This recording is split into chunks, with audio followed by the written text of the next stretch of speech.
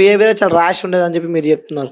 మరి ఏంటి ఇన్ని సంవత్సరాల నుంచి అసలు జానీ మాస్టర్‌పై ఇలాంటి ఘటన రాలేదు. ఎందుకంటే తను రీసెంట్‌గా నేషనల్ అవార్డ్ విన్నర్‌గా అంటే ఇలా కావాలని చెప్పి చేస్తున్నారు. నిజంగా జానీ మాస్టర్ మంచి వ్యక్తి అని చెప్పి కొంతమంది చెప్తున్నారు. మరి మీరేంటి ఇలా ఓపెన్‌గా అమ్మాయిలతో మిస్‌బిహేవ్ చేసేవాళ్ళని చెప్పి చెప్తున్నారు. అంటే మీరు దగ్గర నుంచి చూసిన వ్యక్తులా?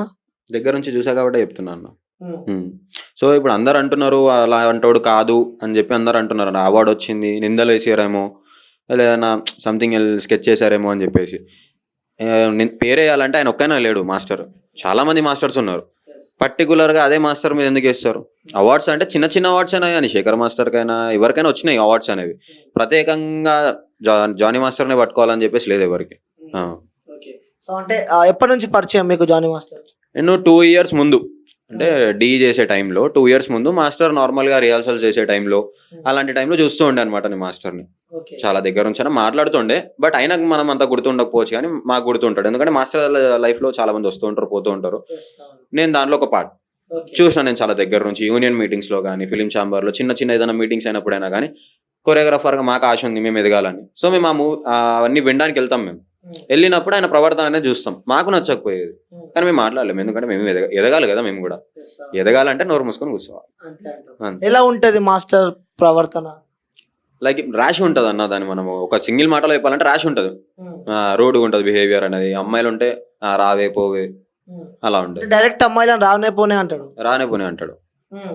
వాళ్ళ నుంచి స్పందన ఏ విధంగా ఉంటుంది? వాళ్ళు అనుకుంటారు లోపల. బట్ ఒక మంచి పొజిషన్ ఇస్తాడు పెద్ద మాస్టర్. ఓకే. సో ఈ కేసుకి సంబంధించి తెలిసే ఉంటుంది మీకు, ఎందుకంటే చాలా చర్చనీయాంశంగా మారింది. సో ఒక అమ్మాయి తనపై కేసు పెట్టింది. గతంలో తను అసిస్టెంట్గా పనిచేసేదని చెప్పి చెప్తూ ఉన్నారు. మరి ఈ అమ్మాయి గురించి మీరు చెప్పాలంటే ఏం చెప్తారు? అంటే నిజంగానే చేసిన అనుకోవచ్చా అన్న? నాకైతే ఈ ఒక్క విషయంలో నేను ప్రతి ఒక్క దగ్గర ఇదే చెప్తున్నా, 50-50% ఛాన్సెస్. వై? బికాస్ అమ్మాయి 4 సంవత్సరాల నుంచి మాస్టర్ ఇలా వేధిస్తుండే అంటే 4 సంవత్సరాల నుంచి ఏం చేసింది అమ్మాయి రాకుండా బయటికి? మరి ఇప్పుడు ఎందుకు వచ్చింది? సరే ఇప్పుడు డేరీ చేసి వచ్చింది ముంగడికి అని చెప్పేసి అనుకుంటే, ఆ అమ్మాయిని మేమైతే యాజ్ అసిస్టెంట్గా చూడలేదు. తను గతంలో జానీ మాస్టర్ అసిస్టెంట్గా ఉండే ఇప్పుడు ప్రజెంట్ తను ఒక కొరియోగ్రాఫర్ అని చెప్పి చెప్తున్నారు అంటున్నారు. బట్ మేమైతే వినలేదన్న పేరు. ఓపెన్ చెప్తున్నాం. ఏంటంటే కొరియోగ్రాఫర్ అనేది ఇప్పుడు నేను కొరియోగ్రాఫర్ అంటే ఎవరు నమ్మాడు? వై? బికాస్ నాకు ఒక కార్డు ఉండాలి. నేను కొరియోగ్రాఫర్గా చేస్తున్నా అంటే నాకంటూ ఒక మూవీ అనేది ఏదైనా ఉండాలి. నేను ఇప్పుడు మూవీ చేస్తున్నాను, కొన్ని రోజుల తర్వాత నేను బయట పడతా. Same has it is. అమ్మాయి ఏం చేస్తుంది? అమ్మాయిని ఇబ్బంది పెట్టిండు. అమ్మాయి వచ్చి చెప్పింది, సరే మంచిగానే ఉంది, అంతా బాగానే ఉంది, కానీ మాస్టర్ దగ్గర చేసిన అన్నది కదా. అది ఒక్కటి నాకు డౌట్. 6 months నుంచి నేను మాస్టర్ దగ్గర చేస్తున్నాను కొంతమంది చెప్తున్నారు. కొంతమంది 4 years నుంచి, ఆ అమ్మాయికి 17 years ఉన్నప్పటి నుంచి మాస్టర్ దగ్గర చేస్తుంది అమ్మాయి అని చెప్పేసి అంటున్నారు. 17 years నుంచి చేస్తుంటే, ఇంత మాస్టర్ చేస్తుంటే ఎందుకు రాలేదు ఆ అమ్మాయి ముంగడికి? లైక్ అంటే మీరు జానీ మాస్టర్ గారితో ఉన్నప్పుడు కూడా ఈ అమ్మాయిని ఎప్పుడు చూడలేదా అసలు మీరు? మరి లేదన్న, చూడలేదు. జానీ మాస్టర్ అసిస్టెంట్ అంటే ఎవరని చెప్తారు మీరు? అంటే చూసే ఉంటారు. నార్మల్గా బాయ్స్ పరంగా వస్తే మేము బాబీ అన్న అని ఎక్కువ చెప్పుకుంటాము. ఆ అన్న పేరు ఎక్కువ వినిపించేది, ఆ అన్న పేరు. ఇంకా 2-3 ఉన్నారు అన్న మాస్టర్కి సంబంధించిన వాళ్ళు, నేమ్స్ వద్దు కానీ వాళ్ళు మాత్రం ఉంటారు బాగా పర్టికులర్గా.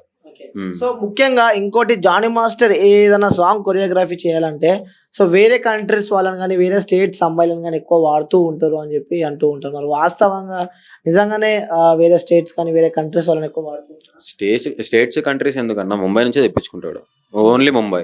ఆ ఫిలిం ఇండస్ట్రీ నుంచి తప్ప వేరే ఫిలిం ఇండస్ట్రీ నుంచి కనిపించారు. వస్తే మ్యాక్స్ ఇక్కడ నుంచి ఉంటే ఏదైనా చిన్న సాంగ్, చాలా చిన్న సాంగ్ అది చేస్తే ఒక 4-5 డాన్సర్స్ మన వాళ్ళు ఉంటారు ఫ్రంట్ రోలో. మిగతా వాళ్ళందరూ వాళ్ళే ముంబై. మ్యాక్స్ తెలుగు ఇండస్ట్రీలోనే ఛాన్స్ లేదని చెప్పుకోవచ్చు. ఎందుకు ముఖ్యంగా మీరు అంత పర్టికులర్గా ముంబై అని చెప్పి డైరెక్ట్ చెప్పేస్తున్నారు కదా? సో ఎందుకు మాస్టర్కి ముంబైకి ఉన్న సంబంధం ఏంటంటే ఏం చెప్తున్నారు? అంటే మాస్టర్ అని చెప్పేసి నేను మాస్టర్ పేరు ఒక్కడు అనేది తెలుగు ఇండస్ట్రీలోనే ఈ ఒక్క పర్సన్. అంటే మాస్టర్ ఏంటంటే చాలా మట్టుకు యూజ్ చేస్తాడు. 100% అవుట్ ఆఫ్ స్టేట్స్ నుంచే యూజ్ చేస్తాడు. కొంతమంది మాస్టర్లు కొన్ని సాంగ్స్కి చెప్పేది ఏంటంటే, యూనియన్లు ఇంతమంది ఉన్నారు డాన్సర్లు, తక్కువ మంది లేరన్న, చాలా మంది ఉన్నారు, వేల మంది ఉన్నారు. వాళ్ళని తీసుకోండి, చేయండి, వాళ్ళకు ఒక ఆపర్చునిటీ ఇప్పియండి, మంచిగా ఉంటుంది. అంతే తప్ప ఊకే బయట నుంచి తీసుకొచ్చి మన వాళ్ళని మనమే తక్కువ చేసుకుంటున్నాం. ఎవడో తక్కువ చేయాల్సిన అవసరం లేదు. ఎక్కడి నుంచో వచ్చి వాడు మనల్ని తక్కువ చేయాల్సిన అవసరం లేదు. మనమే తక్కువ చేసుకుంటున్నాం. మరి మాస్టర్ అలాంటి వ్యక్తి కాదు అని చెప్పి కూడా కొంతమంది చెప్తూ ఉన్నారు. ఎందుకంటే మాస్టర్ అంటే తను ఎదుగుతుంటే ఓర్వలేక ఇలా చేశారని చెప్పి కూడా ఇంకొంతమంది చెప్తున్నారు. తన వైఫ్ కూడా అలానే చెప్తుంది, నా హస్బెండ్ అలాంటి వాడు కాదు అని చెప్పి చెప్తుంది. సో మాస్టర్ వాళ్ళ వైఫ్తో ఎప్పుడైనా మీరు ఆయిషా గారితో ఎప్పుడైనా కలవడం కానీ ఎప్పుడైనా మాట్లాడడం? లేదు, జరగలేదు అన్న. మాస్టర్ వాళ్ళ వైఫ్ మేము ఇప్పటివరకు నేను దగ్గర నుంచి చూసా తప్ప మాట్లాడలేదు. మేడం కూడా నాతో ఎక్కువ మాట్లాడారు. అసలు ఎక్కువ అని కాదు, అసలు మాట్లాడలేదు ఇప్పటివరకు మేము. సో అంటే ఆ అమ్మాయి కూడా డి నుంచి వచ్చిన అమ్మాయి అని చెప్పి అంటున్నారు బయట. మరి ఇప్పుడు కేసు వేసిన అమ్మాయి కూడా ఆ డి నుంచి లైఫ్ స్టార్ట్ చేసి తనకు అసిస్టెంట్ గా ఇప్పుడు ప్రజెంట్ ఒక కొరియోగ్రాఫర్ గా ఉందని చెప్పి అంటున్నారు. మరి డీ నుంచి లైఫ్ స్టార్ట్ చేసిందంటే అన్న, డీలో చాలా మంది డాన్సర్స్ వస్తూ ఉంటారు, పోతుంటారు, బ్యాక్ డాన్సర్స్. దాంట్లో నేను ఒకరిని ఉన్నా ఒకప్పుడు.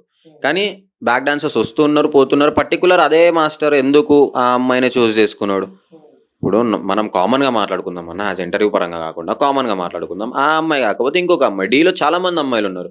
మాస్టర్ ఎందుకు పర్టికులర్ గా ఆ అమ్మాయిని ఎందుకు పట్టుకుంటాడు? చాలా మంది అమ్మాయిలు ఉన్నారు కదా. వేరే అమ్మాయిని కూడా నువ్వు రా అంటే ఆ అమ్మాయి ఆశకి వెళ్ళలేదేమో. పర్టికులర్ గా నువ్వు ఒక్క ఆమె రా నన్ను పెళ్లి చేసుకుని అది చెప్పడు కదా. చాలా మంది అంటారు పెళ్లి చేసుకుంటా, మతం మార్చి కూడా పెళ్లి చేసుకోమన్నారు అవి అని చెప్పేసి. దాని మీద పక్కన పెడితే మాస్టర్ బిహేవియర్ అలా ఉండేది తప్ప మరి ఇంత సృష్టించకండి. దాని మీద బిహేవియర్ ఉండేది అమ్మాయిలతో. మిస్బిహేవ్ చేశాడా నేను ఒప్పుకుంటా, చేశాడేమో అని చెప్పి నేను అంట. కానీ అంతే తప్ప మతం మార్చుకొని పెళ్లి చేసుకోమన్నాడు, ఆ అమ్మాయి ఒక్క అమ్మాయి ఉంది అని చెప్పి అయితే మాట్లాడకండి. అంటే మిస్బిహేవ్ అని చెప్పి చెప్తూ ఉన్నారు. మీరు ఎప్పుడైనా దగ్గరికి వెళ్ళి చూడడం జరిగిందా? తను మిస్బిహేవ్ చేసినప్పుడు కానీ, లేకుంటే కొంచెం ర్యాష్ గా మాట్లాడినప్పుడు కానీ? ర్యాష్ గా మాట్లాడినప్పుడు చూసిన అన్న. మిస్బిహేవియర్ అయితే మా ముంగడు ఎవరు చేయరు కదా. కొంతమంది ఉన్నారు, ఇప్పుడు మేమే ఉన్నాము. ఎక్కువ తక్కువ కనిపించిందంటే చిన్న వీడియో తీస్తాం, యూట్యూబ్, ఇన్స్టాగ్రామ్, ట్విట్టర్లో వేసేస్తాం. వాళ్ళకి భయం ఉంటుంది, ఎందుకంటే పేరు వచ్చిన వాళ్ళు కదా. నాకు జర భయపడతారు, ముందు వెనకాల చూసుకుంటారు. మరి నేను ఎందుకు చూసుకోలేదు, చేసిండు ఎందుకు చేసిండో తెలియదు. సో ఇంకొకటి ఏంటంటే ఆ క్యారవాన్ లో కూడా తను వదిలిపెట్టలేదు. సో క్యారవాన్ లో కూడా నాతో శారీరకంగా ఇబ్బంది పెట్టాడంటూ కూడా అమ్మాయి ఆ కంప్లైంట్ లెటర్ లో పేర్కొన్నదని చెప్పి మనం చూస్తున్నాం. అంటే ఎలా ఉంటుంది మీరు చూసిన వాళ్ళు కాబట్టి, ఒక మూవీకి ఆ కొరియోగ్రాఫర్ కి నిజంగా క్యారవాన్ ఇస్తారా? అసలు ఒకవేళ ఇస్తే ఎవరెవరు ఉంటారు క్యారవాన్? ఒకవేళ అన్న మ్యాక్స్ క్యారవాన్స్ ఇవ్వరు. ఎందుకంటే కొరియోగ్రాఫర్ ఆన్ ది సెట్స్ వచ్చి చేసుకొని వెళ్ళిపోతాడు. సపరేట్గా క్యారవాన్ పెట్టరు. హీరో హీరోయిన్ ఉంటారు కదా, ఎవరికైతే మూమెంట్స్ చెప్తారో దాంట్లోకి వెళ్తారు, వెళ్ళి మాట్లాడడము, తర్వాత 2 minutes వచ్చేయడం. అంతే తప్ప ప్రత్యేకంగా వాళ్ళ క్యారవాన్ ఇవ్వరు. సరే పెద్ద ప్రొడక్షన్ ఉంది, వేరే లెవెల్ ప్రొడక్షన్ ఉంది, వాళ్ళు ఆశించి క్యారవాన్ ఇచ్చారు. ఆ క్యారవాన్ ఇచ్చినా కానీ కొరియోగ్రాఫర్కి మాత్రమే ఉంటుంది. Choreographer bye assistant. మెయిన్ ఏంటంటే ఆ ప్రొడ్యూసర్ భయపడతారు క్యారవాన్లోకి అమ్మాయి వెళ్తే. ప్రొడ్యూసర్ ఎవడైతే ప్రొడ్యూస్ చేస్తాడో ఆయన భయపడతాడు. సో అందుకే క్యారవాన్ ఇచ్చినా కానీ దాంట్లో బాయ్స్ అలౌడ్ ఉంటారు తప్ప అమ్మాయిలను అలౌడ్ చేయరు.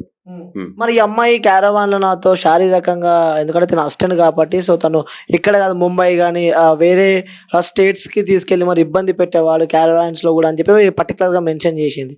అలా నమ్మొచ్చు అంటారా ఇవన్నీ? నమ్మొచ్చు. ఎందుకంటే ఇప్పుడు పేరు వచ్చినోడు ఎవరైనా కానీ తప్పు చేస్తారన్న. మ్యాక్స్ ఎవరైనా కానీ ఎక్కువ పేరు వచ్చింది, అరే నన్ను ఎదిరించేటోడు లేడు అన్నాడు, చిన్న థాట్ అని వస్తుంది దానికి, అరే ఈ విషయంలో తప్పు చేయాలని చెప్పి ఈయన ఈ విషయంలో ఇరుక్కున్నాడు. లేకంటే డీకి సంబంధించి కూడా డాన్సర్లు డీ నుంచి లైఫ్ స్టార్ట్ చేసిన వాళ్ళు కూడా ఒక్కొక్క ప్రొఫెషన్లో వాళ్ళు సెట్ అయ్యారు. కొరియోగ్రఫీకి సంబంధించి, డాన్సర్లకు సంబంధించిన ప్రొఫెషన్లో వాళ్ళు సెట్ అయ్యారు. అంటే ముఖ్యంగా ఈ డాన్స్కి సంబంధించి, కొరియోగ్రఫీకి సంబంధించి కూడా కమిట్మెంట్స్ బాగా నడుస్తాయి. సో మీరు లైఫ్లో ఎదగాలి అంటే ఆ డాన్స్లో ఒక సాంగ్లో ఉండాలన్నా కూడా పక్క కమిట్మెంట్ ఇవ్వాలి మాస్టర్కి కానీ కొరియోగ్రాఫర్కి అని చెప్పి బయట మనం వింటూ ఉన్నాం.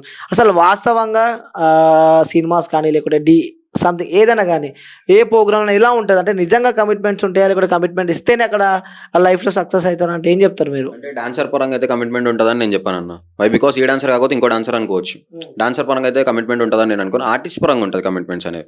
ఇప్పుడు ఒక అమ్మాయి ఆడిషన్కి వచ్చింది అనుకో, నువ్వు నాతో ఉంటే ఛాన్స్ నీకు ఇస్తా అని డైరెక్టర్ అంటాడు, లేదా ప్రొడ్యూసర్ అంటాడు.